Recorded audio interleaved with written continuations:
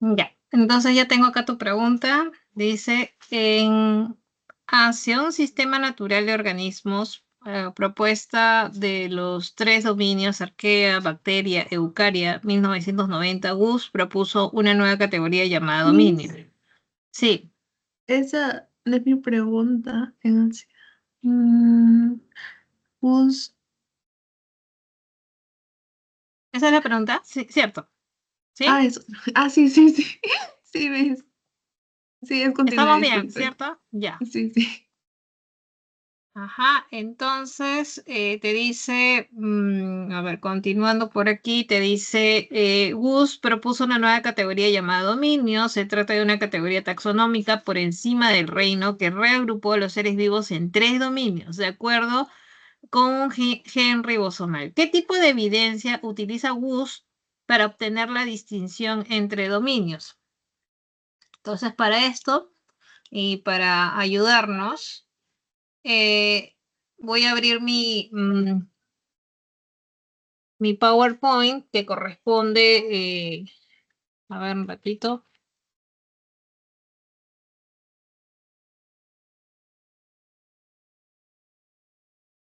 PowerPoint, que esto es de la semana.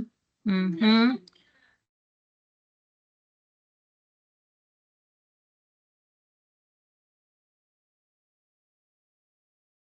Si no me equivoco, es de la semana 13. A ver, semana 13.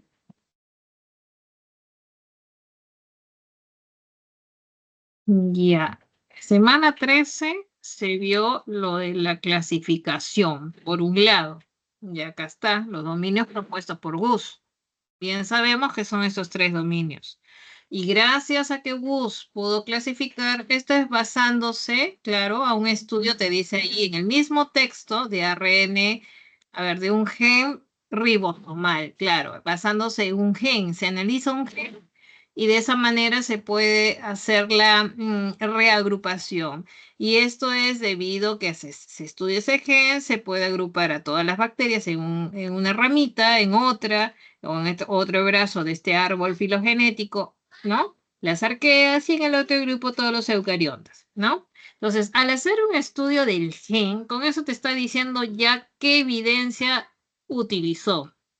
Recordando que cuando hablamos de las evidencias, y estaba por acá, a ver, por aquí están, acá están las evidencias, aquí están. Esas son las evidencias de la evolución. No era paleontología, no, porque la paleontología estudia restos fósiles. No es embriología porque estudia los embriones. Ahí justamente te está diciendo en base al estudio de un gen ribosomal. Entonces, ¿será la anatomía comparada? Tampoco, porque la anatomía comparada, como su nombre lo indica, hace la comparación de estructuras. En este caso, homólogas o análogas. Y por acá viene justamente la bioquímica comparada, que justo te dice acá que hace el estudio, sea de genes, proteínas, ¿no? Entonces, de esta manera, pues hace la comparación entre los seres vivos y se entiende, a más relacionados genéticamente, se entiende de que los individuos están más cercanamente o están cercanos evolutivamente hablando, ¿no? Entonces, acá la respuesta a esta pregunta justamente te dice acá cuál es la evidencia. No es citogenética, no hay evidencia, no se le dice génica, anatómica, más nos dirigimos a lo que hemos estudiado, que es a través de la bioquímica comparada. ¿Ya? Entonces, la respuesta aquí está justamente en la A. ¿Ya? Muy bien, si tienes alguna otra Pues, duda, estoy atenta. génica, entonces no existe, digamos, ¿no? Es que te dice aquí, te dice evidencia, ¿no? ¿Qué tipo de evidencia? Y las evidencias que nosotros hemos estudiado son estas. Estas evidencias de la evolución son las que te acabo de listar. Evidencias de la evolución, paleontología, embriología, ¿no? Todas estas que hemos estudiado, ¿no? Semanas atrás. ¿Ya? Ya, Miss. Ya. Ujú. ¿Listo? Entonces, si tienes alguna otra duda, me avisas. Voy a estar atenta. Consultas. Miss, ¿Cuál era la diferencia entre los animales que están en peligro de extinción y los que están en situación vulnerable? Ah, ok, ya. A ver, vamos a ver. Voy a ver, voy a abrir mi información para mostrarte.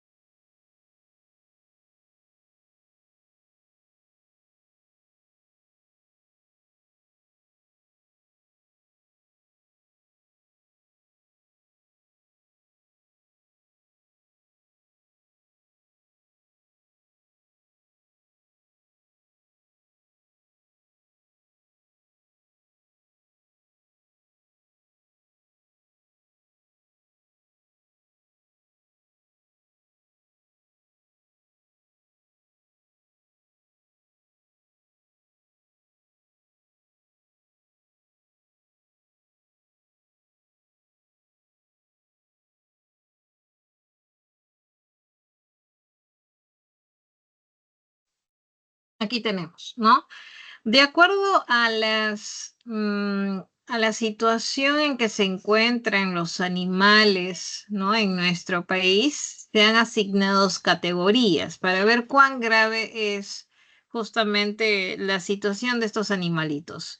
Es como recordarás, el único animal debidamente registrado como extinto es la chinchilla, ¿no? Pero por debajo de animal extinto tenemos los animales en peligro crítico o en peligro de extinción. Y por debajo de ellos encontramos a los animalitos, ¿no? En situación vulnerable, ¿no? ¿Qué significa que estén, por ejemplo, en peligro de extinción o en peligro crítico? Significa que están a un paso de extinguirse, ¿no? A menos que los factores que estén provocando, ¿no? Esa situación, esa condición, cambiasen de manera radical, ¿no? Esto puede ser, por ejemplo, ¿qué factores? Factores como puede ser la, no sé, contaminación o de repente eh, provocados tanto por el hombre como por la naturaleza, ¿no? Entonces, esas situaciones deben cambiar radicalmente para que la especie ya no se encuentre en peligro de extinción. Como te digo, una especie en peligro de extinción está a un paso de desaparecer. En cambio, en situación vulnerable son aquellas especies que debido a la pesca, caza, entre otras actividades humanas, ¿no? Estos animalitos están en una situación delicada, próximos a pasar a una situación de extinción. Muy bien, pero que todavía esta situación es manejable, ¿no? En cambio, que están a un paso de extinguirse, la situación que está conllevando justamente a este peligro tiene que cambiar totalmente, radicalmente, ¿no? Y sabemos que a nivel de la fauna, a nivel de los animales, son aproximadamente 64 especies de la fauna, como indica por allí algunos ejemplos, como es el tapir, el monochoro de cola amarilla, el delfín rosado, entre otros, ¿no? Y en situación vulnerable tenemos al ave nacional, el gallito de las rocas, la vicuña, el machín negro, el machín blanco, ¿no? La taricaya, el armadillo, la boa, entre otros. Muy bien. Entonces, esos son en cuanto a las categorías de conservación en los animales. Muy bien. ¿Listo? ¿Alguna duda? ¿Todo está claro? Sí, gracias.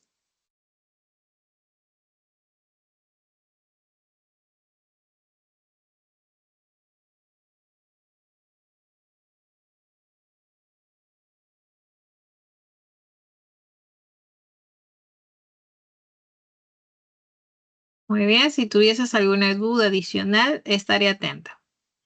Mis días le envío otra por el chat. ¿Por qué no podría ser Reserva Nacional? A ver, voy a descargarlo. ¿Me das un minuto? Mm, mm.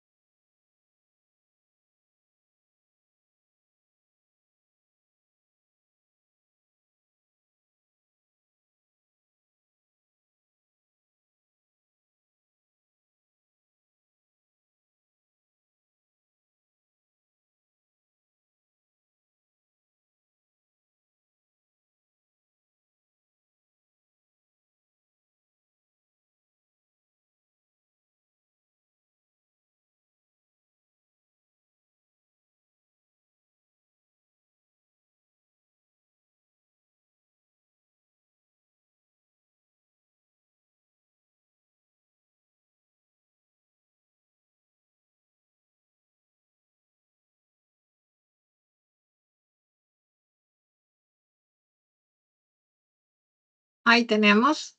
Esa es la pregunta, ¿cierto? Te dice, Sí, un grupo de estudiantes decide viajar a un área natural protegida para poder complementar sus estudios teóricos.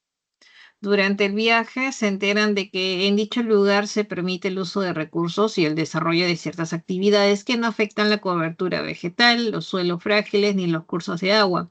Esto último, te dice acá, debido a que su finalidad es la de proteger las cuencas altas o colectoras, así como las riberas de los ríos, se puede deducir que los estudiantes viajaron a qué tipo de área natural protegida. ¿Cuál sería? Entonces, para eso hay que hacer un recordatorio de cuál es el objetivo de cada una, ¿no? Y para eso me ayudo por aquí. Muy bien. A ver, acá me voy. Eh, donde te dice, por ejemplo, cuál es la característica de cada una de estas categorías, recordando que un área natural protegida van a ser espacios terrestres o marinos que han sido reconocidos, establecidos y protegidos legalmente por el Estado peruano, debido a que tiene importancia para la conservación de la biodiversidad y su contribución al desarrollo sostenible del país. Muy bien. Ahora, ¿qué significa cada una de ellas? Sabemos que aproximadamente son 10 categorías y se detallan a continuación. Para comenzar, tenemos los parques nacionales. Los parques nacionales van a ser áreas que constituyen, ¿no?, muestras representativas de la diversidad natural del país. Recuerda que un parque nacional es de gran extensión, pero que es de carácter intangible. Significa que tú no puedes hacer uso directo de los recursos. Y como es de gran extensión, abarca varios ecosistemas, ¿no?, y asociaciones de flora y fauna silvestre, ¿no? Como también podría haber características paisajísticas, culturales asociadas, ¿no? En cambio, una reserva también es grande, pero acá sí puedes hacer uso directo de los recursos, claro, mediante planes de manejo sostenible, ¿no? Evitando que las especies se extingan o desaparezcan. Por otro lado, un santuario es un área más pequeña, ¿no? Igual es de carácter intangible, igual que un parque. Y aquí la finalidad es proteger algo más pequeño, tal vez una especie, una comunidad de flora, fauna o de repente alguna formación natural que sea importante a nivel científico o paisajístico. Muy bien. Por otro lado, un santuario, a diferencia de los anteriores, este ya de alguna manera trata de conservar algún lugar donde se haya desarrollado algún evento importante para la historia del país. Puede ser una batalla, puede ser que haya de repente restos arqueológicos, es de carácter intangible.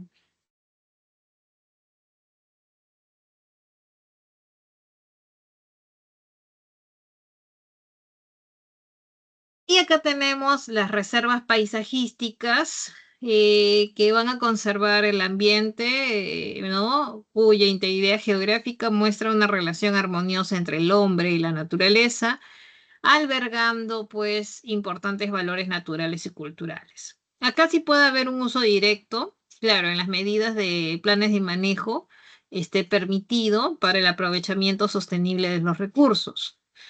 Los refugios de vida silvestre conservan áreas de características naturales, ¿no?, específicas por su rareza, te dice acá, ¿no? Y en especial conservan, protegen sitios de reproducción para recuperar o mantener poblaciones de especies, ¿no? Eso es lo más resaltante de estos refugios de vida silvestre. En cambio, las reservas comunales, ¿no? Estas reservas conservan flora, fauna, pero en beneficio de las poblaciones rurales vecinas, las que pueden, pues, realizar el uso tradicional, claro, bajo planes de manejo sostenible, ¿no? Y acá tenemos los bosques de protección, que son los que van a conservar cuencas altas, riberas de ríos, algún curso de agua, ¿no? Y en general protegen también las tierras frágiles contra la erosión. Muy bien, entonces la pregunta aquí, ¿no? Que me pasaste, hace referencia a la finalidad de proteger cuencas altas o colectoras, riberas de ríos. Entonces, esto es lo que acabamos de mencionar con el área natural, bosque de protección. Por eso que la respuesta aquí está en la A, bosque de protección. Muy bien. La información que mostró, ¿me podría mandar el link, por favor? Ah, quiero. A ver, déjame un ratito. Ujú, ujú.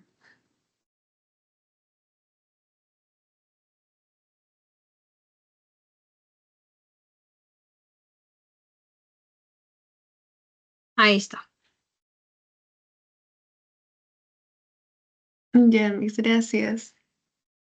Muy bien.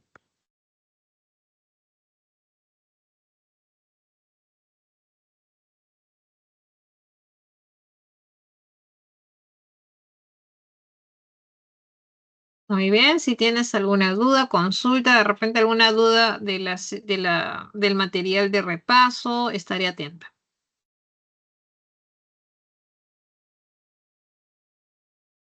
Muy bien, chicos, estamos en el espacio de consultas académicas. Si hay alguna duda, consulta, por favor, indicármelo a través del chat o levantando la manito para poder ayudarte, ¿no? Si tienes alguna duda, de repente de la separata de la semana de repaso o de separatas anteriores, estaré atenta.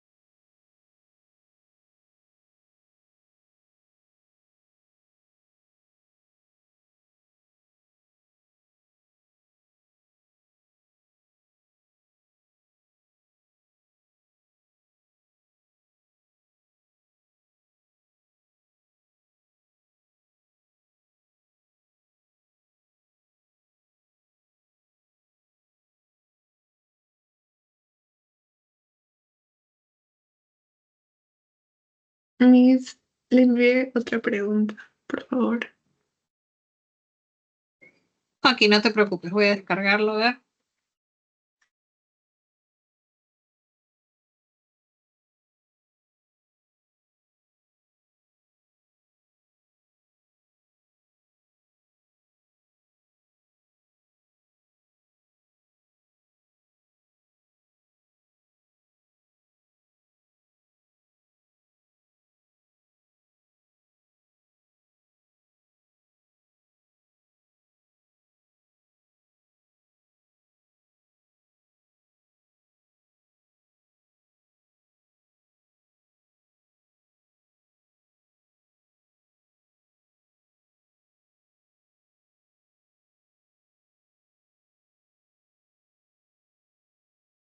Muy bien, dice a continuación, recientes estudios del ADN en elefantes demostraron la existencia de dos especies, una especie más grande que habita en lugares abiertos, con pastizales, herbáceas y algunos árboles, Y la otra más pequeña, que habita en ambientes con numerosos árboles grandes, un clima cálido y húmedo, ¿no?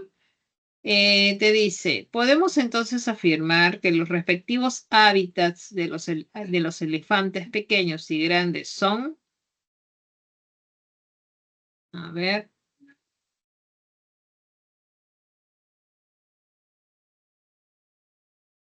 entonces para eso me voy a ayudar. A ver, voy a buscar el link, me das un minuto.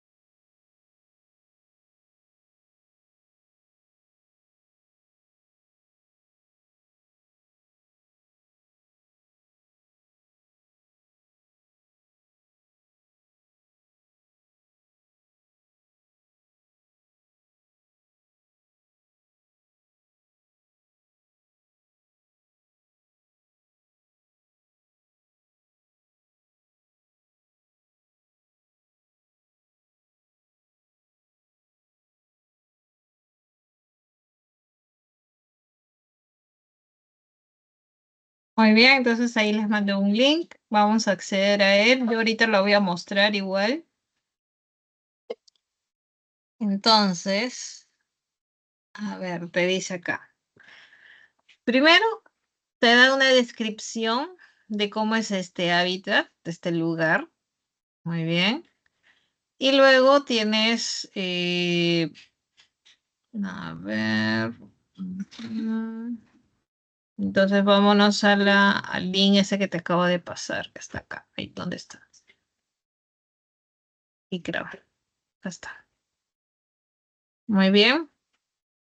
Entonces, tenemos por acá que el bioma viene a ser un conjunto de ecosistemas característicos de una zona biogeográfica, ¿no? Definido por su vegetación y las especies de animales que van a predominar, ¿no?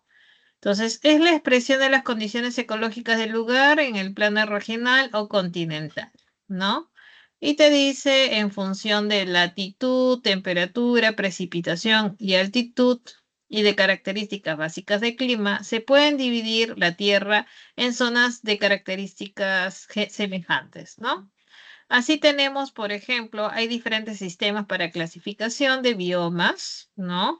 Tenemos biomas terrestres, biomas acuáticos, ¿no? Y así tenemos también a escala planetaria, ¿no?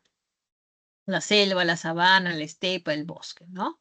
Y a escala regional tenemos los biomas que son difíciles de definir, ¿no? Y a menudo son conocidos por sus nombres locales. Por ejemplo, un bioma del herbazal se conoce como pradera, ¿no? Sabana en África, estepa en Asia, ¿no? Pampa en Sudamérica, ¿no? Entre otros. Y acá tenemos algunos de estos biomas, líneas abajo, ¿no? Líneas abajo te mencionan las características de estos biomas. Muy bien, vamos a ver por acá. Tenemos aquí biomas terrestres clasificados de acuerdo a su vegetación. Por ejemplo, tenemos acá no sé, podemos mencionar lo que es un bosque, a ver, vamos a ver, un bosque tropical puede ser, o a ver, bosque templado, bosque mixto. A ver, las alternativas que mencionaba. Ay, otra vez me sale esto. Este era. Ya, por ejemplo, menciona en las alternativas el término sabana. Vamos a buscar lo que es una sabana. Muy bien. A ver, ¿dónde está sabana? Tenemos sabana, por ejemplo, aquí. Ahí está. Y te dice acá. Ahí estás viendo la imagen de cómo es una sabana. Esta sabana es un bioma caracterizado por un estrato arbóreo arbustivo en la que su dosel arbóreo tiene una escasa cobertura, ya sea por árboles pequeños o tener poca densidad de ellos, que le permite más un estrato herbáceo continuo y generalmente alto, ¿no? Esa es una sabana. Luego, creo que también mencionan el término de pradera. Vamos a ver lo que es una pradera, ¿no? Una pradera, por aquí, a ver, vamos a buscar. Acá está, las praderas. A ver, las praderas son pastizales, matorrales templados. Muy bien. ¿Qué más vemos por aquí? Estas tienen, ¿no? Estas gramíneas, juncales, césped, que van a ser pues una vegetación bastante abundante. Esa es una pradera. Muy bien. Luego tenemos, a ver, entre las alternativas también mencionó, a ver, vamos a ver si tenemos bosque caducifolio. A ver, vamos a ver. Bosque. Ujú.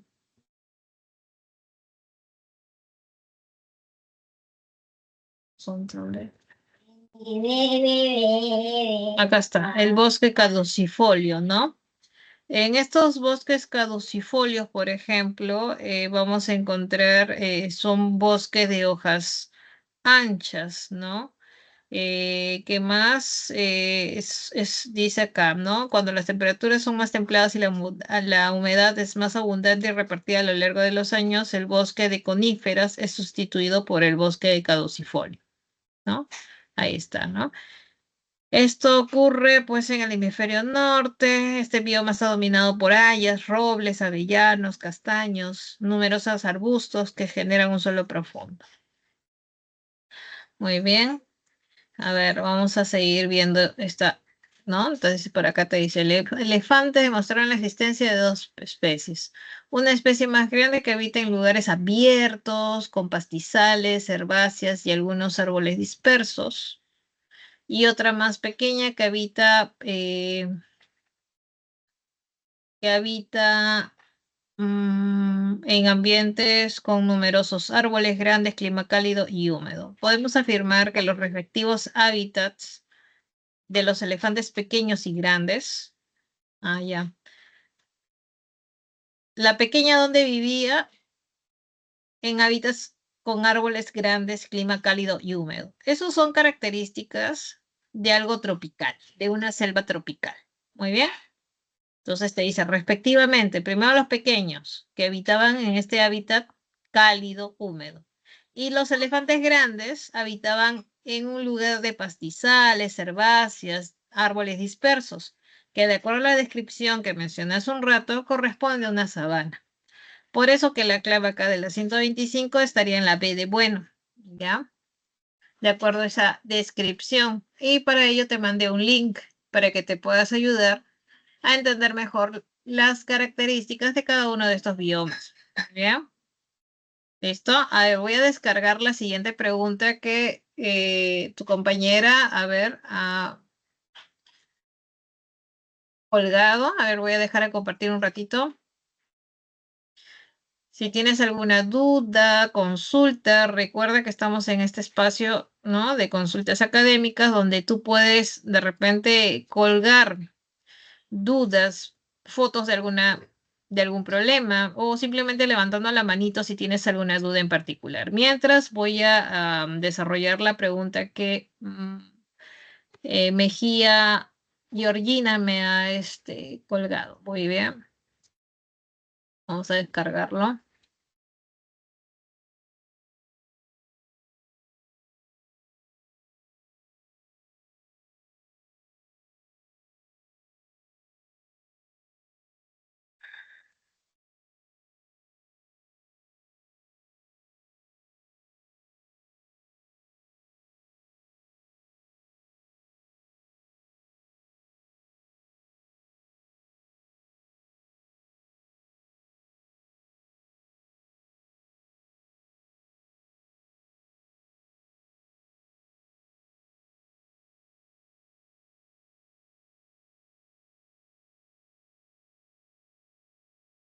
Muy bien, ahí se ve, ¿cierto?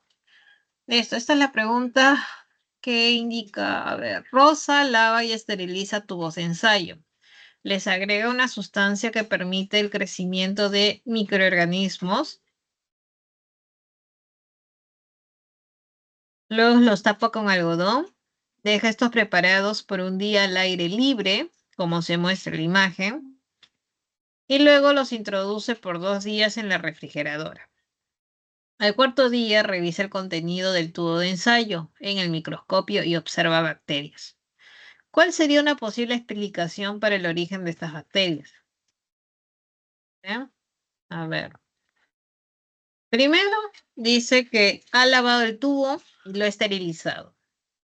Significa que al esterilizarlo, eliminas cualquier resto de algún ser vivo o sea, una vez esterilizado, hay muy poca probabilidad de que surja algún microorganismo. Pero te dice que ha ingresado, dice, agregó una sustancia que permite el crecimiento de microorganismos y luego los tapa con algodón. Muy bien, deja estos preparados por un día al aire libre, como se muestra al aire libre. Ya.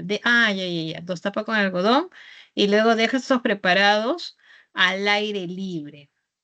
¿Ah?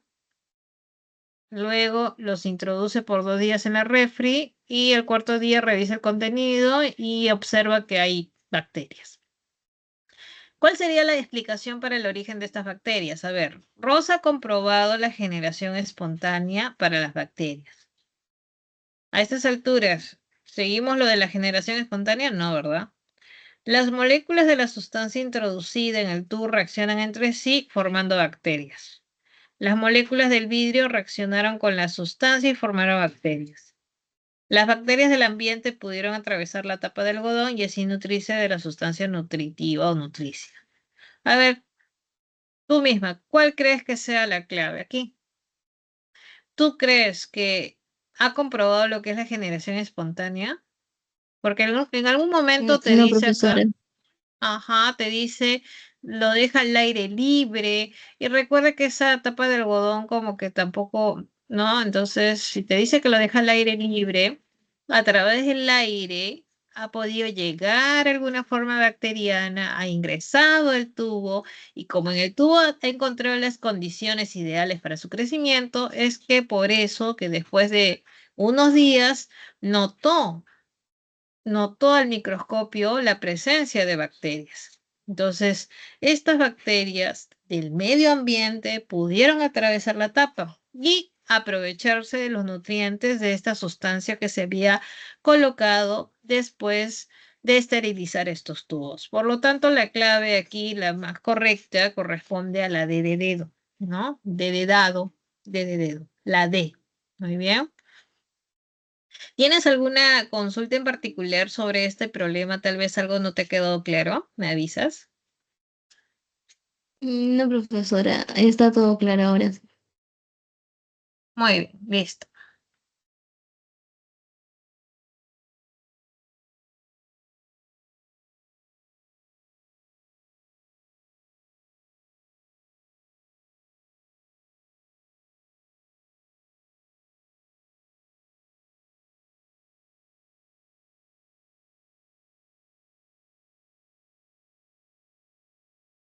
Muy bien, si alguno tiene alguna otra duda, consulta, recuerda que puedes colocar las preguntas en el chat o de repente si tienes alguna duda o consulta respecto al material de la semana de repaso, me avisas. Profesora, ¿podría explicar la pregunta 19 del material de repaso?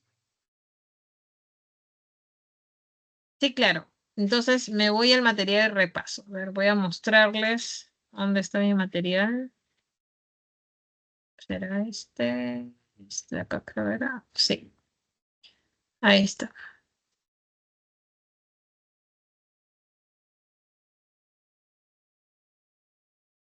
Pregunta 19 me dijiste, ¿cierto?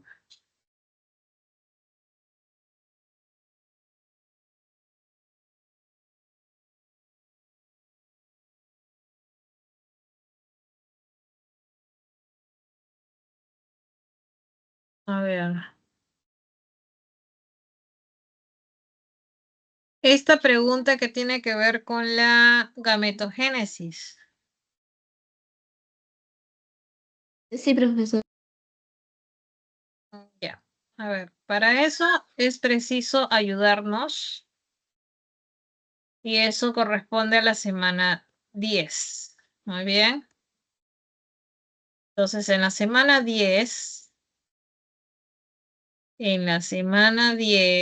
vimos lo que es mitosis y lo que es meiosis, ¿cierto? Entonces, te dice por acá.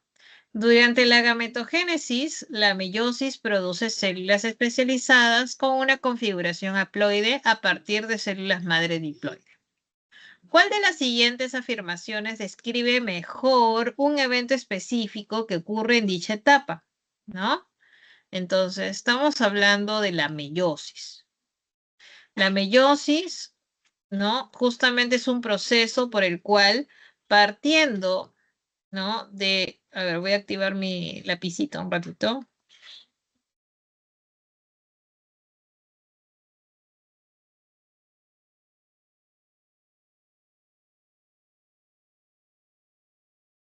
Justamente partiendo de,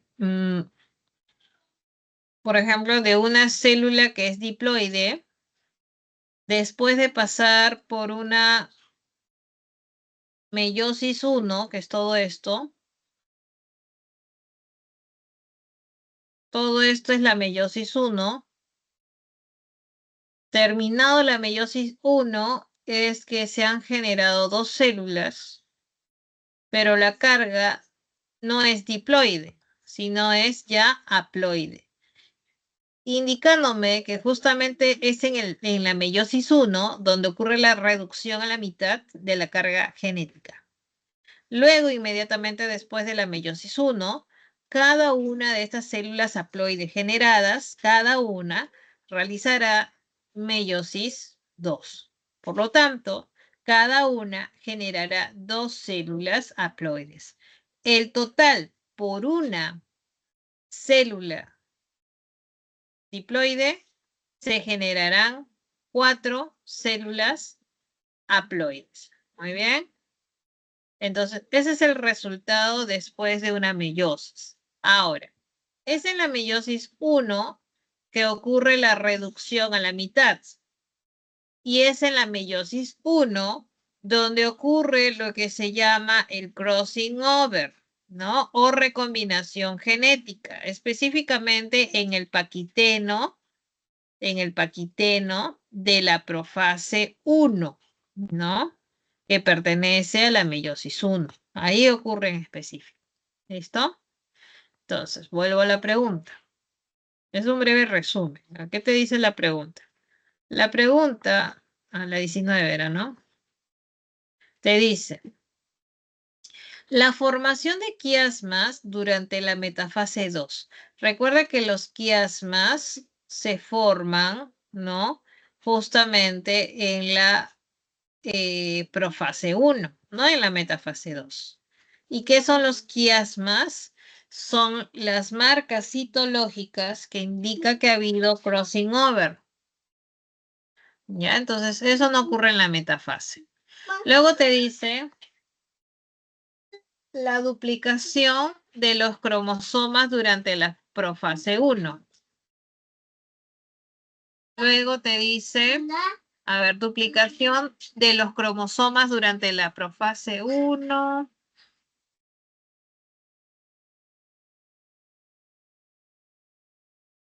Luego te dice alineación de los cromosomas homólogos durante la telofase. No, la alineación de los cromosomas no ocurre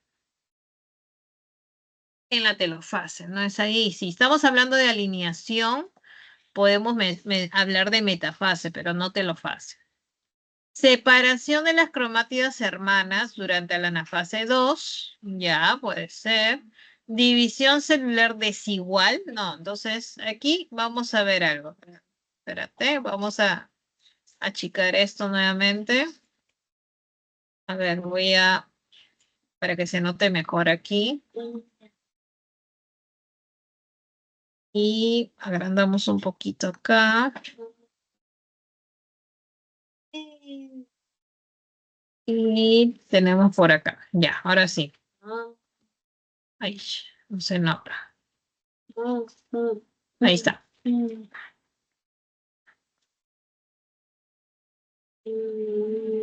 Entonces, esta no es. La A no es porque los quiasmas, ya te dije, los quiasmas se formaron en la profase 1.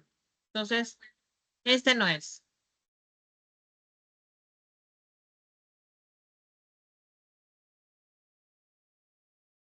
Luego te dice, abajo te decía, la división celular desigual durante la telofase 2. No, no es desigual. Siempre se generan células, en este caso con la misma carga, entonces no son desiguales. La separación de las cromátides hermanas durante la anafase 2. Ya. Sucede que en la anafase de la meiosis 1 y la anafase de la meiosis 2. En la anafase 1, lo que se separan son cromosomas homólogos. Muy bien. Y en la anafase 2, lo que se separa va a ser cromátides hermanas. Entonces, eso está bien. Recuerda que cuando hablamos de alineación de cromosomas, no se dice en telofase, sino en metafase. Entonces, eso también no está correcto. Y como te decía, duplicación de los cromosomas, duplicación de los cromosomas no ocurre en la profase. La duplicación ocurría, ¿te acuerdas? En la interfase. Entonces esto no es. Por lo tanto, la clave de la 19 estaba en la D. Muy bien. 19D.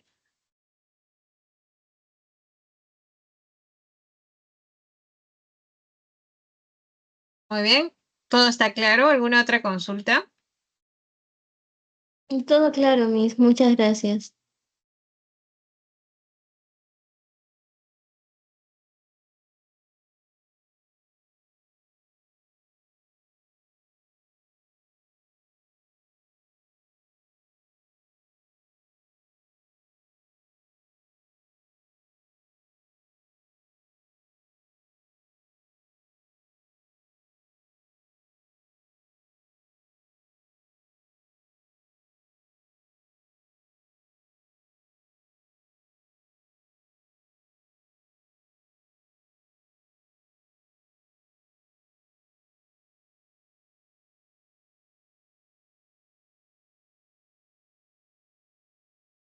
Muy bien. ¿Alguna otra consulta en particular? Tal vez alguna pregunta de la separata, ¿me avisan?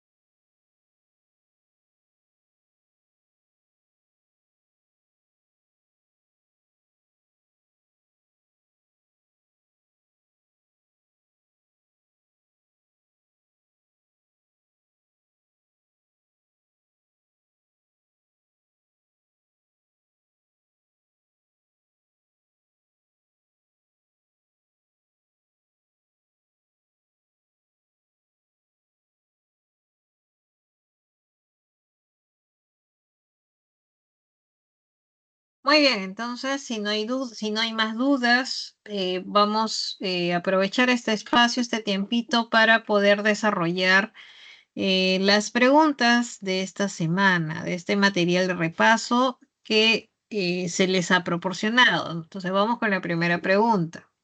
Te dice, las ceras son moléculas que tienen función protectora y estructural en muchos organismos y son consideradas como, para comenzar, en la primera semana, cuando se habló de los principios inmediatos de tipo orgánico, eran 4 los principios, eran los glúcidos o carbohidratos, eran los lípidos, proteínas y ácidos nucleicos. Entonces, de estos 4, las ceras pertenecían al grupo de los lípidos.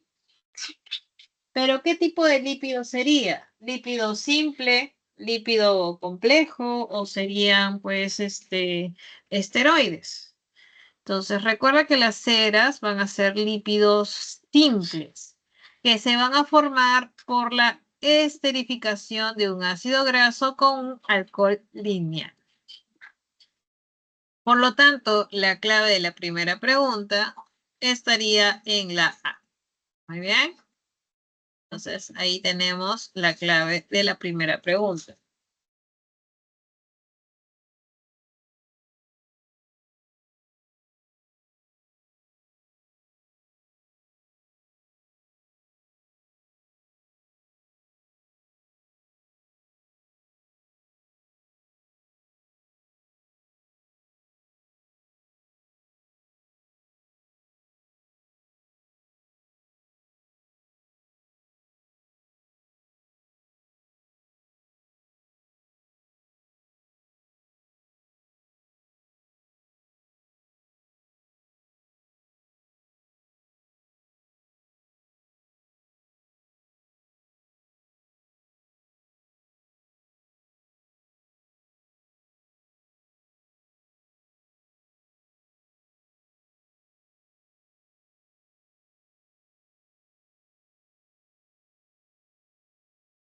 Segunda pregunta.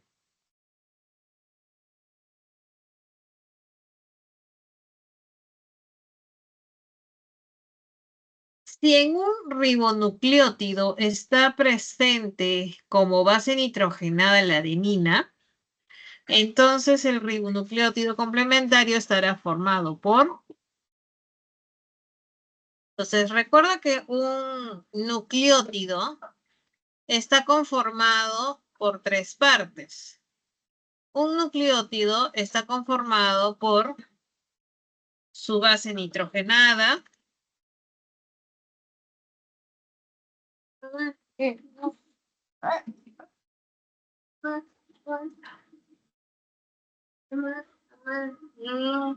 su grupo fosfato, su azúcar pentosa, ¿no? Entonces son 3 partes que va a presentar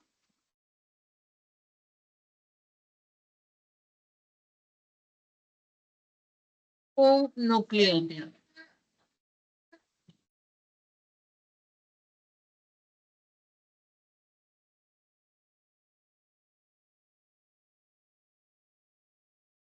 Entonces, si este nucleótido pertenece a un ARN, el azúcar pentosa que va a presentar es la ribosa. Además, a ver, por acá voy a borrar.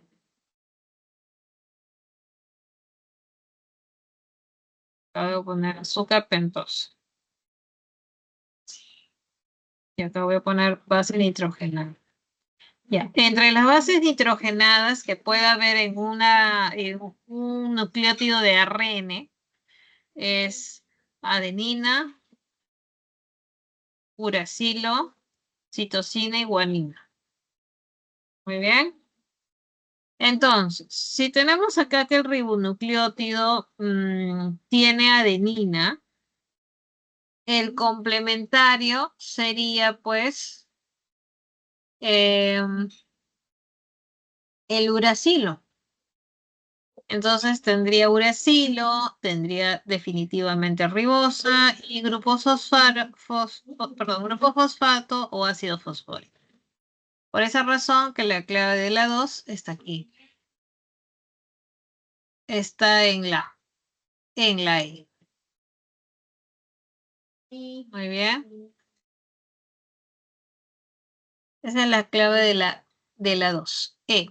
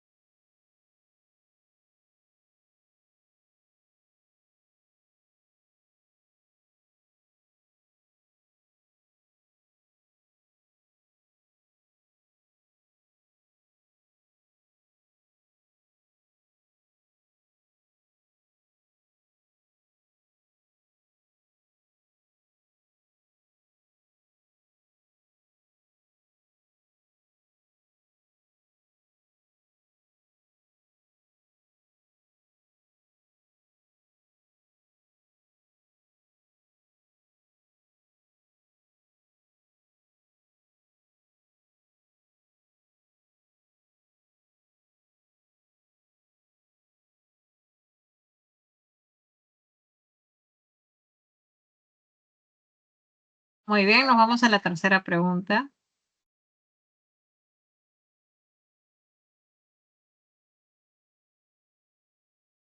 Con respecto a las bacterias, ¿cuál de las siguientes afirmaciones es falsa? Muy bien. Te dice por acá, las bacterias gram negativas, el espesor del péptido glucano o glicano es menor que las gram positivas. Claro, es mucho menor. Por eso que no cogen muy bien el colorante primario. Luego te dice, estamos buscando la afirmación falsa. Entonces la A es verdadera. La siguiente te dice, el resultado de la coloración gram es que las bacterias gram positivas se colorean de rojo.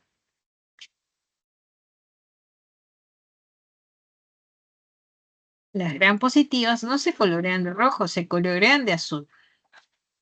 Las gram negativas sí se colorean de un color medio rosado, rojo. Entonces, esta es la respuesta. Estábamos buscando el enunciado falso.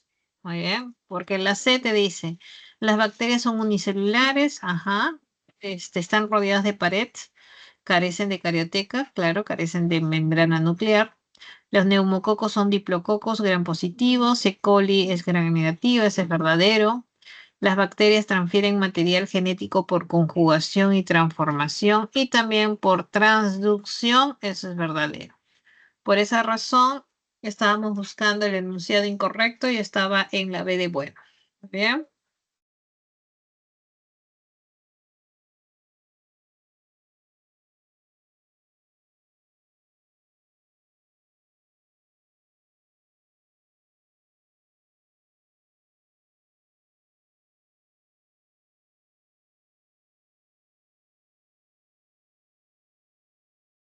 Luego la cuarta pregunta.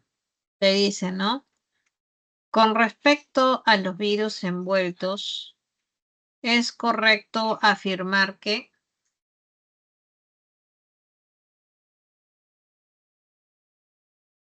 un virus envuelto es aquel que tiene envoltura. Y por lo tanto, los que tienen envoltura van a estar, pues, teniendo esta estructura conformada por lípidos y proteínas, ¿no? Y no es que presenten doble cápside, no es que sean específicos de adenovirus, más bien han ganado esta envoltura por la célula a la cual han infectado y que luego cuando fueron liberados por gemación se llevaron parte de la membrana plasmática de la célula huésped. Por eso que la clave de la 4 estaría en la C. La liberación se realiza por gemación. Muy bien.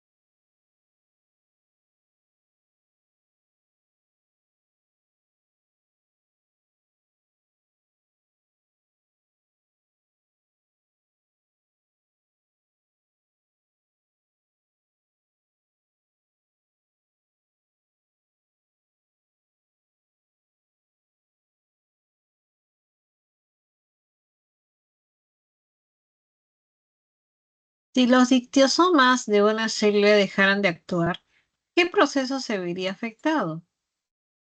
Bueno, para comenzar, los dictiosomas forman parte del aparato de Golgi, porque Golgi es el resultado de un conjunto de dictiosomas. Y Golgi tiene la función de realizar el empaquetamiento de varias moléculas, como también el procesamiento y secreción de macromoléculas. Por lo tanto, si no actúa Golgi, no se va a dar el empaquetamiento de moléculas. Por lo tanto, la clave de la 5 estaría en la E.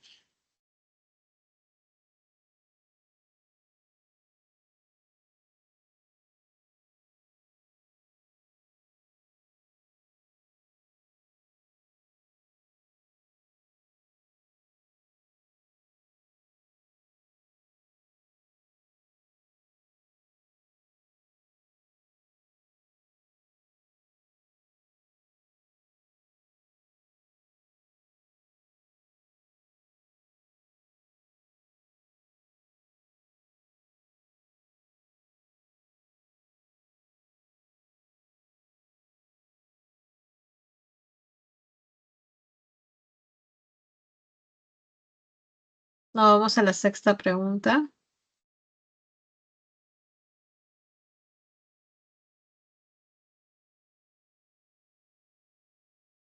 En la sexta pregunta te dice, con respecto a la fotosíntesis, ¿cuál de las siguientes aseveraciones es verdadera? Recordamos que la fotosíntesis se lleva a cabo en dos etapas o fases, la fase luminosa y la fase oscura. Muy bien. La fase luminosa ocurre a nivel de la membrana del tilacoide, ya que en el tilacoide encontramos el pigmento clorofila, ¿no? Y gracias a esta que se realiza la fase luminosa. En cambio, la fase oscura se ocurre en el interior del cloroplasto, en la zona llamado estroma, ocurriendo allí el ciclo de Calvin-Benson. Y gracias a este ciclo es que se fija el dióxido de carbono para dar lugar a moléculas orgánicas, como es el caso de la glucosa. Muy bien, dicho todo esto, te dice, ¿cuál de estas respecto a la fotosíntesis sería verdadera? A ver, La captación de la luz para llevar a cabo la fase luminosa ocurre en la membrana del tilacoide. Sí. A ver, vamos igual a leer las otras. ¿Qué te dice? Hasta ahí está bien, es verdadera. Vamos a ver qué te dice lo otro. En la fase oscura se produce el ciclo de M-Def-Meyerhoff. No, es el ciclo de Calvin-Benson. En los cloroplastos existen crestas cloroplastidiales a nivel de membrana interna. No, las crestas mitocondriales son expansiones, pero las mitocondrias no tienen nada que ver con la fotosíntesis. Entonces, la clave de la 6 está en la A. Muy bien. 6A. Nos vamos con la pregunta número 7.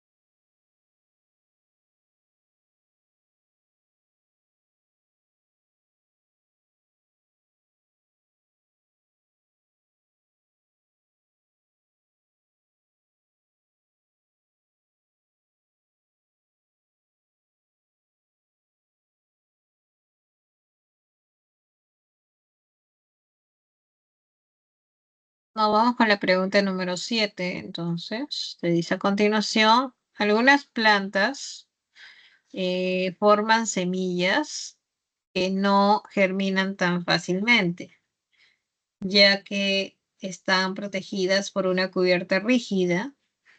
Las semillas no germinarán hasta que esté cubierta se debilite por acción de la humedad o de los hongos. Las células que conforman esta cubierta son células, a ver, como son difíciles, entonces son rígidas, te dice por acá.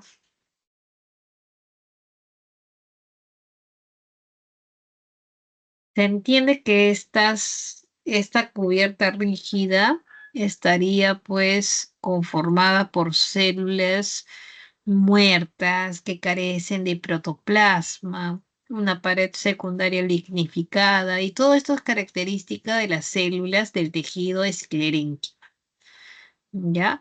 Por lo tanto, la clave estaría en la B, 7B.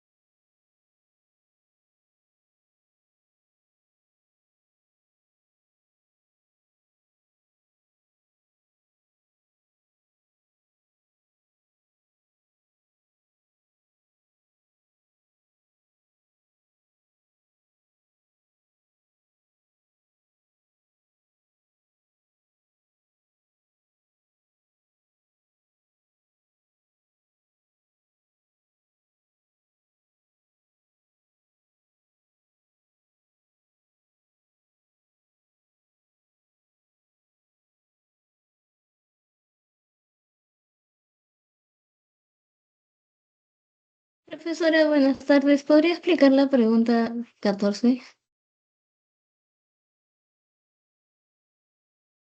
Hola, buenas tardes. Sí, claro.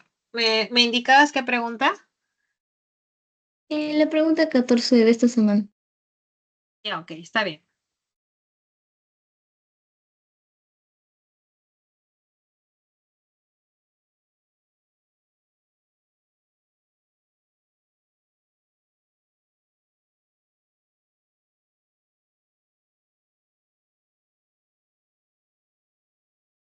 Muy bien. Esta, ¿verdad? Con respecto al ciclo cardíaco.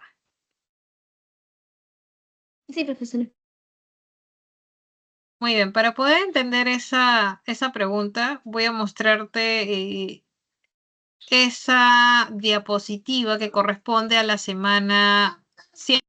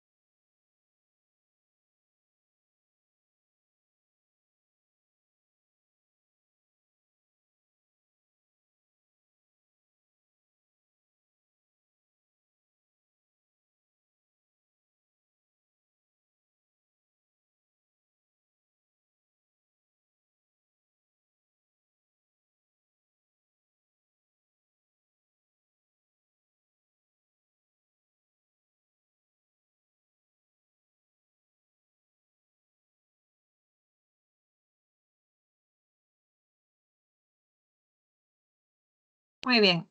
Entonces, ahí tenemos,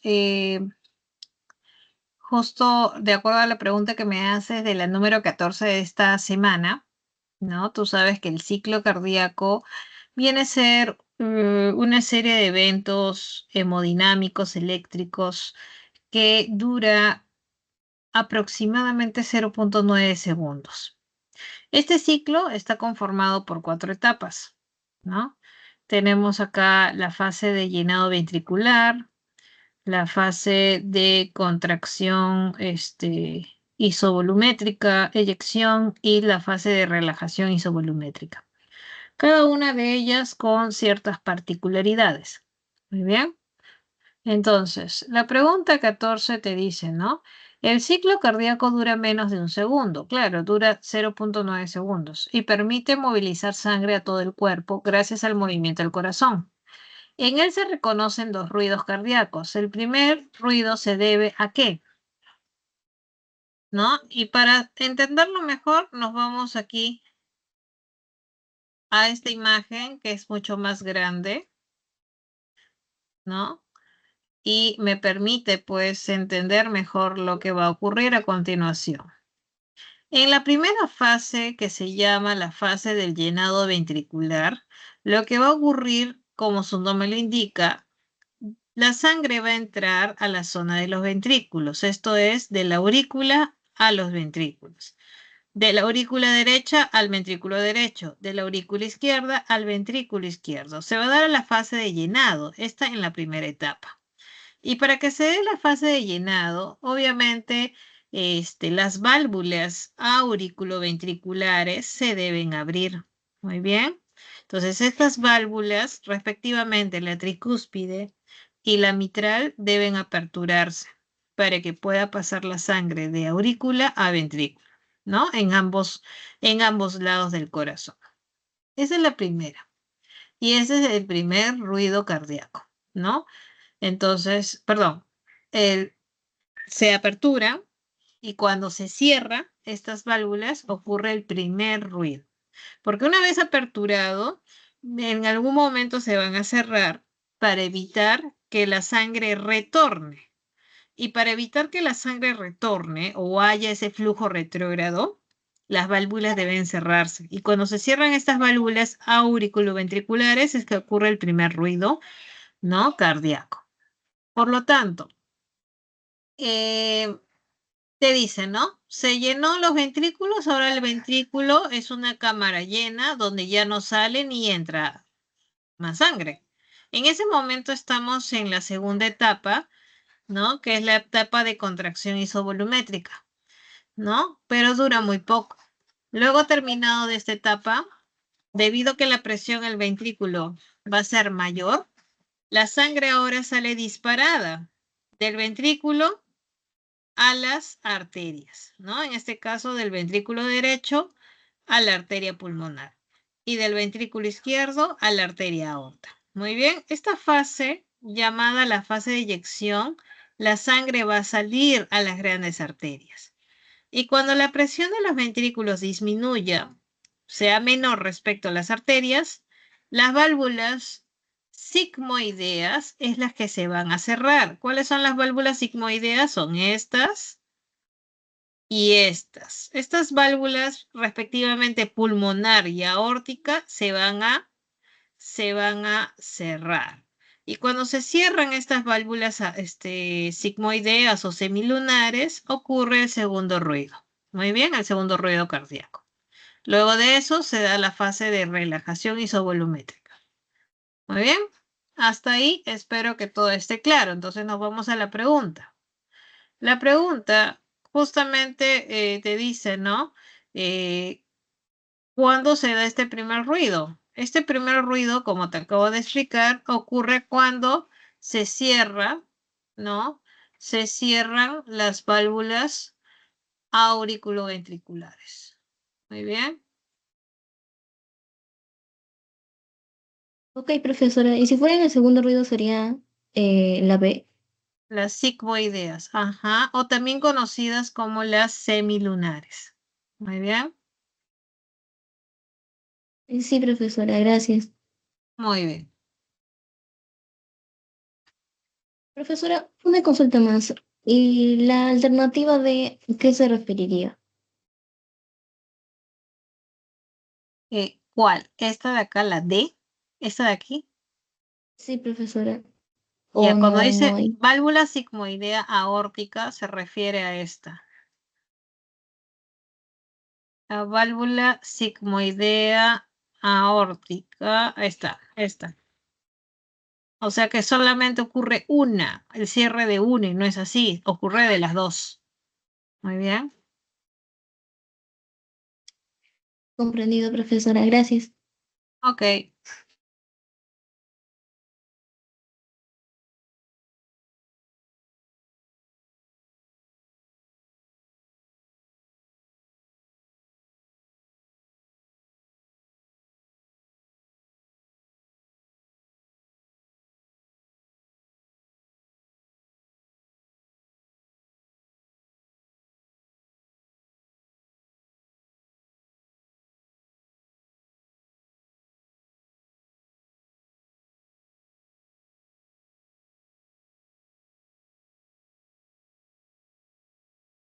Muy bien, si hay alguna otra duda adicional, me avisan, estaré atenta.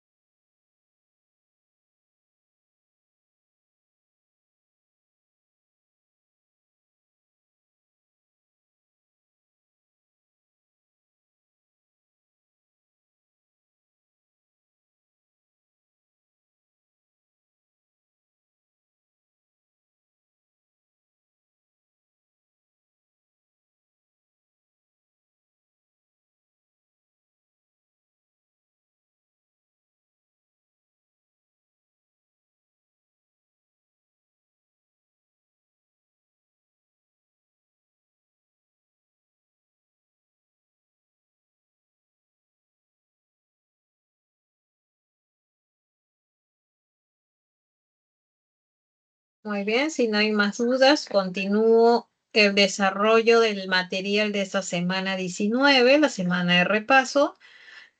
Continuando, corresponde la octava pregunta. Se dice a continuación.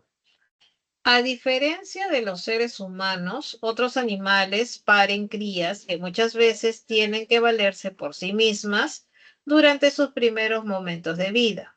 La energía que necesitan en esa situación se generará a partir de la grasa contenida en células que se caracterizan por ser, a ver, ¿te acuerdas que cuando hablamos o revisamos, ¿no? La semana de tejidos, hablamos de un tejido que es el tejido adiposo. Muy bien. Ese tejido adiposo puede ser de dos tipos. El blanco, que alberga una sola gota de grasa, por eso se le dice unilocular, y aporta poca energía. El otro tipo es el pardo, que alberga varias gotas de grasa, por lo tanto es multilocular y por lo tanto aporta gran cantidad de energía. Por esa razón, la respuesta aquí va a ser la D. Muy bien.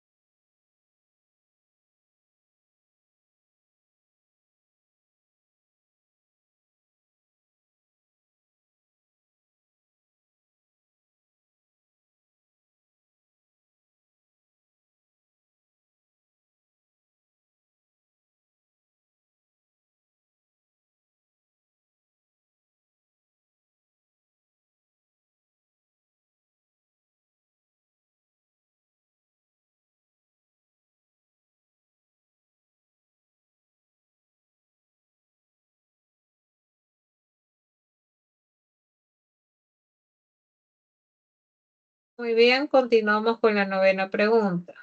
Se dice a continuación. Un proceso de centrifugación de un homogenizado de tejido vegetal permite la obtención de una fracción compuesta solamente por tilacoides. Un análisis bioquímico de esta fracción podría revelar una composición caracterizada por... Recuerda que en la membrana de los tilacoides podemos hallar pigmentos, como es el caso de la clorofila, ¿no? Ubicada en los fotosistemas. También podemos encontrar enzimas, como es el caso de la ATP sintasa.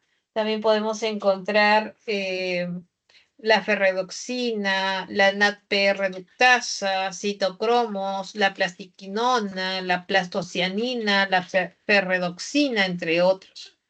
Muy bien. Por esa razón,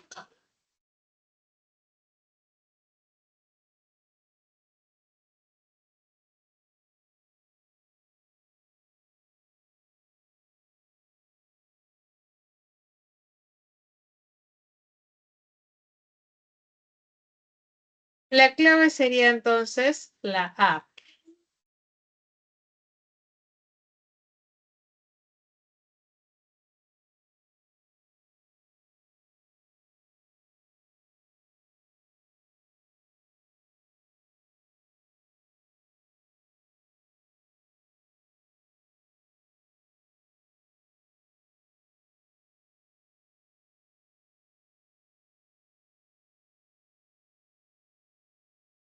La siguiente pregunta dice, el flujo de electrones de manera cíclica en la fase luminosa permite la migración de protones desde A, mientras que la formación de ATP, ¿no? Esto se da en forma. Entonces, los protones que migran durante la fotofosforilación cíclica lo hacen desde el estroma hacia el lumen del tilacoide, siendo bombeados de forma inversa por la ATP sintasa para la formación de ATP. Muy bien. Entonces, la clave allí está justamente en la E. Y es E.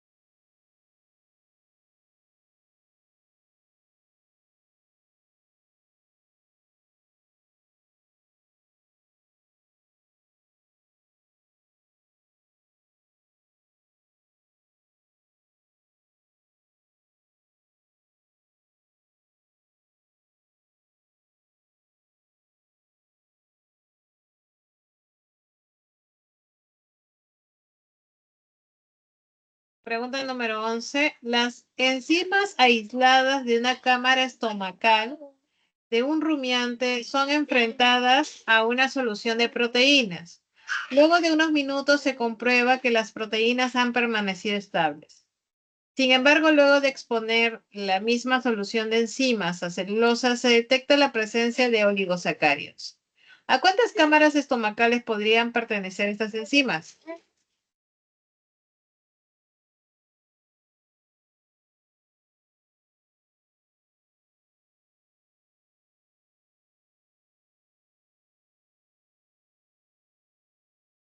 Recuerda que la panza o rumen y el bonete o redecilla van a albergar microorganismos que pueden degradar la celulosa contenida en el alimento. Por ello, este tipo de enzima se podría extraer desde estas cámaras y degradar la celulosa hasta cadenas más cortas llamadas oligosacáridos. Por lo tanto, la clave de la 11 está en la B.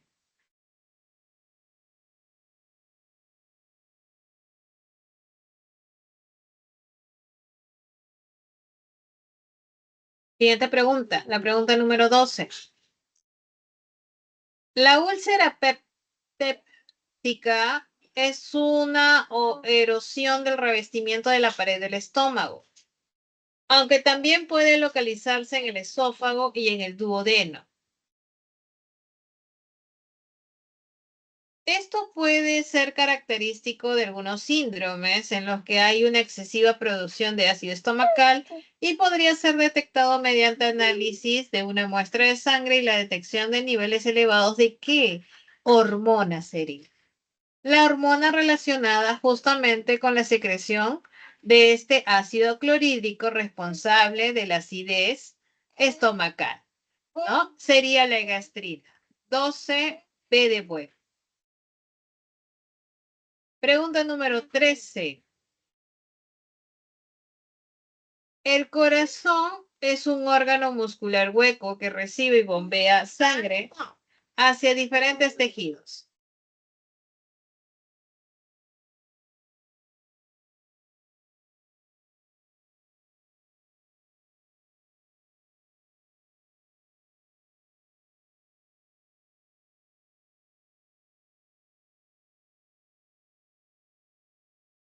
Muy bien, dicho esto, ¿qué parte del corazón se encarga de bombear sangre hipooxigenada hacia los pulmones?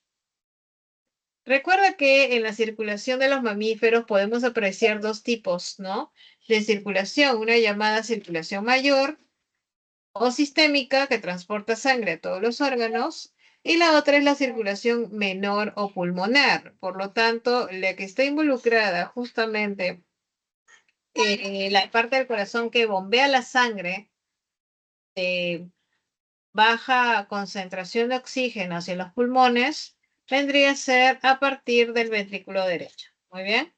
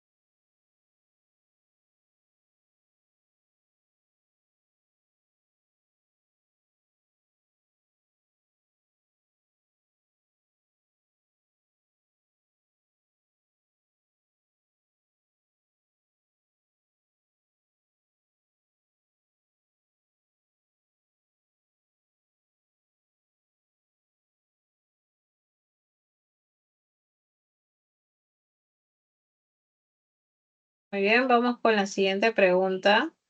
Y te dice, ¿no? Esta pregunta ya la hemos desarrollado previamente y la clave acá fue la A, ¿no? Ya lo habíamos mencionado. Luego tenemos la 15, te dice, dos amigas fueron invitadas a probar una merienda antes que anocheciera y se dieron con la sorpresa, ¿no? De que había frutas, infusiones y otros alimentos. Entre estas frutas estaba el kiwi, arándano, rodaja de plátano, tuna, mandarina. Y una de ellas pregunta, ¿por qué esas frutas en específico? Y la otra le dijo, porque tienen triptófano para ayudar a descansar. ¿Cuál es la hormona que se deriva de este aminoácido? El triptófano.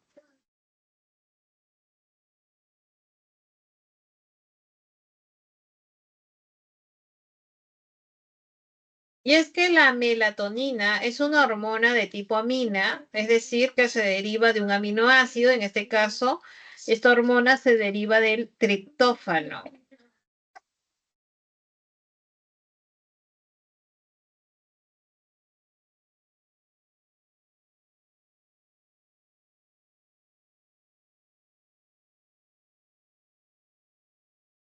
Por eso que la clave aquí es la E.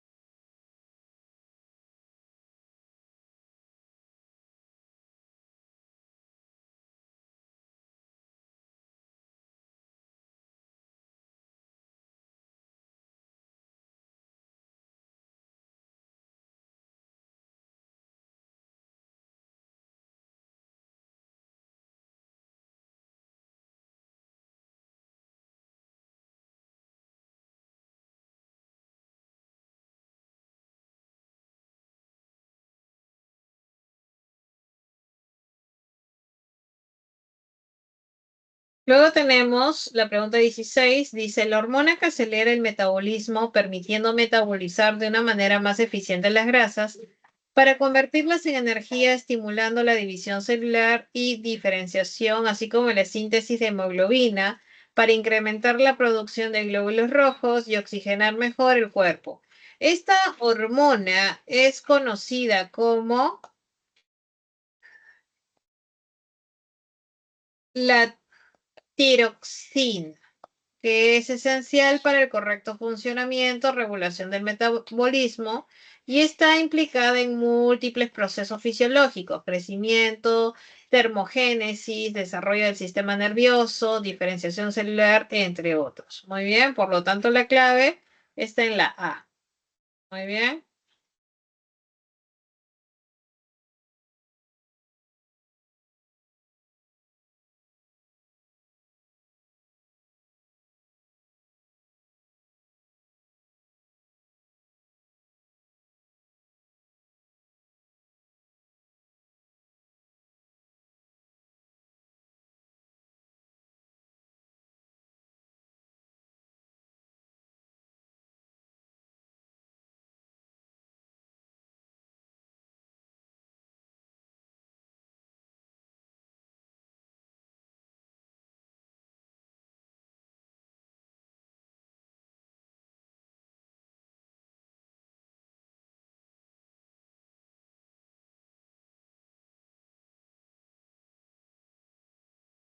Vamos con la pregunta 17.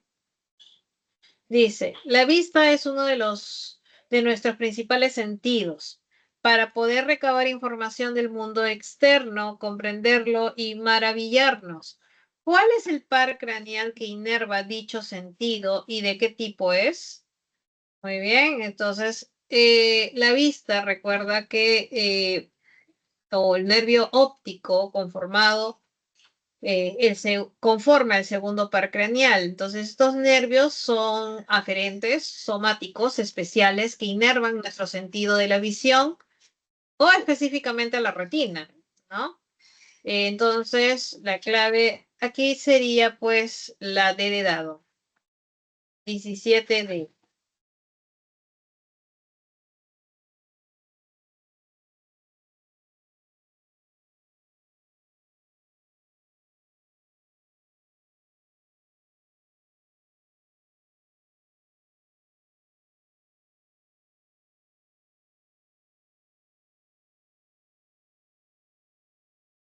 Vamos con la pregunta 18. Te dice, Ramón en una presentación oral, no preparó su discurso siendo muy impreciso en el mismo, olvidándose de datos importantes. Producto de ello comenzó a trabarse en su discurso y a usar demasiadas muletillas. Él sabe que pudo haberlo hecho mejor y como reflejo a su pesar llevó su mano a la frente para ligeramente golpearse como un llamado a atención al no planear la preparación de su discurso. Según el enunciado, ¿qué lóbulo cerebral estaría involucrado y cuáles serían algunas de las principales funciones? Entonces, respecto a esto, recuerda que la función del lóbulo frontal van a ser varias. Por ejemplo, funciones cognitivas, como es la toma de decisiones, motivación, solución de problemas, planeación y atención. Muy bien. Por lo tanto, aquí en esa pregunta 18, la clave es la C.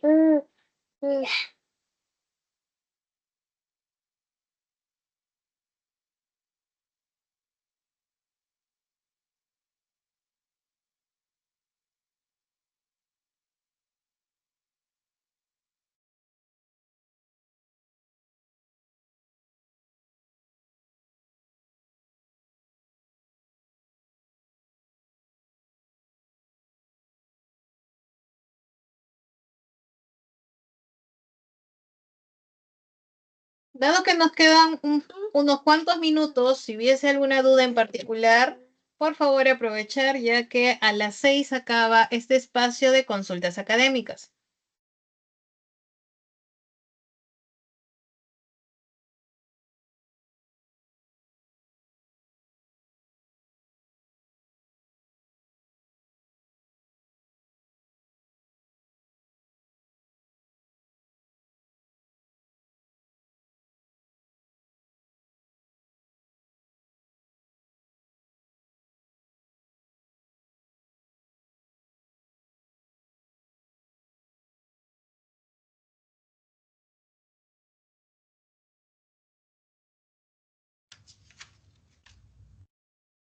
¿Puede explicar la pregunta número 27?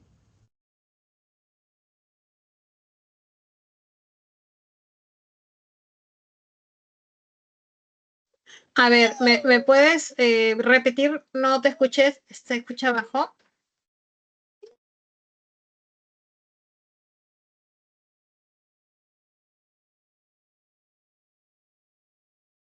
¿Puede explicar la pregunta 6?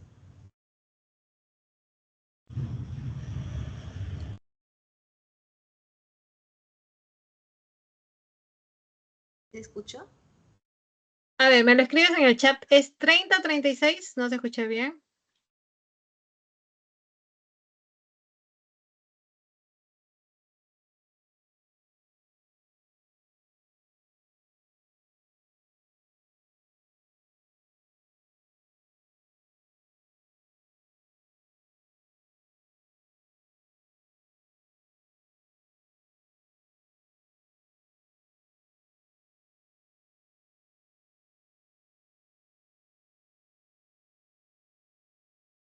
Ah, la pregunta 6. Ya está bien.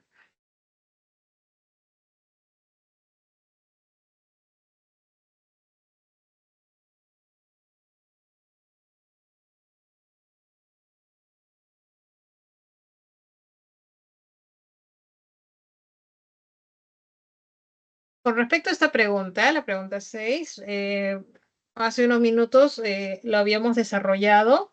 Entonces, con esto, recordar un poco acerca de la teoría con respecto a la fotosíntesis.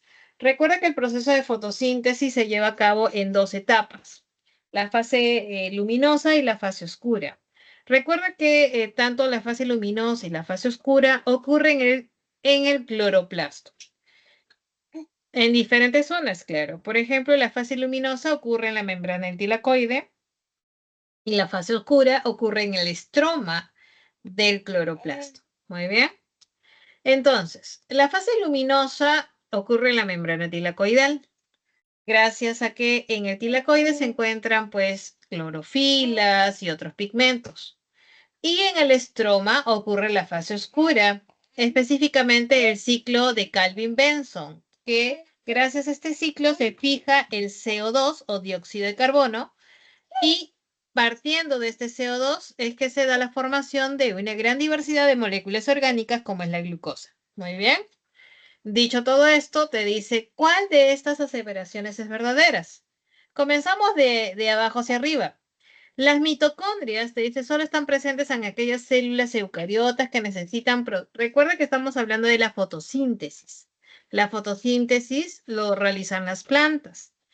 Y si bien lo realizan las plantas o a nivel de las células vegetales, ¿no? La organela involucrada no es la mitocondria, sino es el cloroplasto. Por lo tanto, la E no la vas a considerar, esta no corresponde. Luego en la D te dice, las crestas mitocondriales nuevamente, no tiene nada que ver con las mitocondrias. Luego te dice en la C, en los cloroplastos existen crestas a nivel de su membrana interna. No, entonces no tiene nada que ver aquí. Luego te dice, en la fase oscura se produce el ciclo de MDEF-Meyerhof. No, MDEF-Meyerhof es glucólisis y no tiene nada que ver con la fase oscura de la fotosíntesis. Es el ciclo de Calvin-Benson. Por lo tanto, la clave correcta está en la A. Es la captación de luz para llevar a cabo la fase luminosa, ¿no? O realizada en la membrana del tilacoide. Por lo tanto, la A, la clave, perdón, la 6, la clave está en la A. Muy bien. ¿Listo? ¿Todo está claro? Sí, Miss, gracias. Muy bien. ¿Tienes alguna otra duda? Y de ahí la 7. La pregunta 7. Ya, a ver, vamos con la 7. Y te dice por acá, ¿no? Algunas plantas forman semillas que no germinan tan fácilmente, ya que están protegidas por una cubierta, dice, rígida. Por lo tanto, dice, las semillas no germinan hasta que esta cubierta se debilite por la humedad o por los hongos. Entonces, ¿qué crees que estaría conformando esta cubierta para que sea rígida? Entonces tú dirás, esta cubierta debe ser de un material bastante difícil y esto debe ser no células vivas, deben ser células muertas, ¿no? Y si son células muertas, carecen de protoplasma y además su pared celular está lignificada, lo que le da esa dureza particular, ¿no? Y todas estas características, ¿no? ¿A qué tejido corresponde? ¿Qué tejido vegetal será? ¿Te acuerdas? El esclerénquima, ¿no? Por lo tanto, ¿qué características tienen estas células? Carecen de protoplasma y tienen su pared secundaria lignificada. Entonces, esa es la respuesta. La 7, B de bueno. Muy bien. Ahora sí, Miss. Gracias. Muy bien. ¿Alguna duda adicional para dar ya por finalizada esta sesión? ¿Me avisas?